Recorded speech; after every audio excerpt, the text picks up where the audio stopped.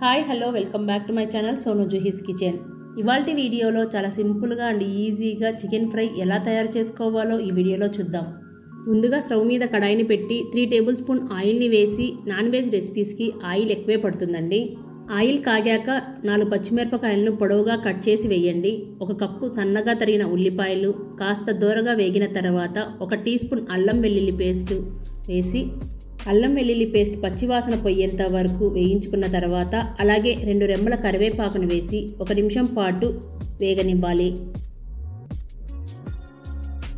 ఇప్పుడు క్లీన్ చేసి పెట్టుకున్న 1/2 కేజీ చికెన్ను వేసి ఫ్లేమ్ని హై ఫ్లేమ్లో పెట్టుకొని 5 నిమిషాల పాటు వేయించుకోవాలి. చికెన్లో నుండి నీరు ఊరి ఆయిల్ సపరేట్ అయ్యేంత వరకు వేగనివ్వాలి. అలా వేగితే చికెన్లో ఉన్న నీసు వాసన మొత్తం పోయి ముక్క అనేది తినేటప్పుడు చాలా రుచిగా ఉంటుంది.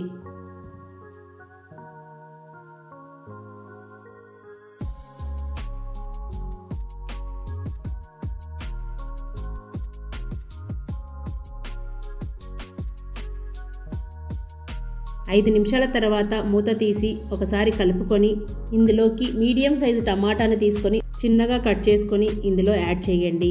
టమాటా వేయడం వలన చికెన్ అనేది చాలా జ్యూసీగా చాలా బాగుంటుంది. ఇలా వేయించుకునేటప్పుడు 1/2 టీ స్పూన్ పసుపు అలాగే 1 టీ స్పూన్ కారం, మీరు తినే కారాన్ని బట్టి కారం యాడ్ చేసుకోండి. ఒకసారి బాగా కలుపుకున్న తర్వాత ఫ్లేమ్ని లో ఫ్లేమ్లో పెట్టుకొని 1 టీ స్పూన్ ధనియాల పొడి, రుచికి సరిపడా ఉప్పును వేసి ఫ్లేమ్ని లో ఫ్లేమ్లో పెట్టుకొని మరో 2 నిమిషాలు వేగనివ్వాలి.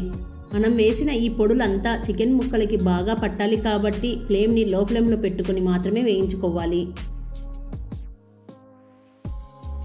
2-3 నిమిషాల తర్వాత చికెన్ అనేది బాగా ఎర్రగా వేగి ఆయిల్ అనేది సపరేట్ అయ్యింది. ఇప్పుడు ఇందులోకి 1 టీ స్పూన్ గరం మసాలాను యాడ్ చేసుకొని బాగా కలుపుకోవాలి. ఫ్రెండ్స్, చికెన్ ఫ్రై ఎంత సింపుల్లో చూడండి. మీరు తప్పకుండా మీ ఇంట్లో ట్రై చేయండి. చివరగా సన్నగా తరిగిన కొత్తిమీరను వేసి బాగా మిక్స్ చేసుకున్నాక స్టవ్ ఆఫ్ చేయండి. ఈ రెసిపీ మీకు నచ్చినట్లయితే ఒక లైక్ చేసి మీ ఫ్రెండ్స్ రిలేటివ్స్కి షేర్ చేయండి. అలాగే ట్రై చేసి మీకు ఎలా కుదిరిందో మీ ఫీడ్బ్యాక్ని కింద కామెంట్లో షేర్ చేయండి. మరిన్ని రెసిపీస్ కోసం ఫాలో అవ్వండి మన ఛానల్ని. Thank you for watching.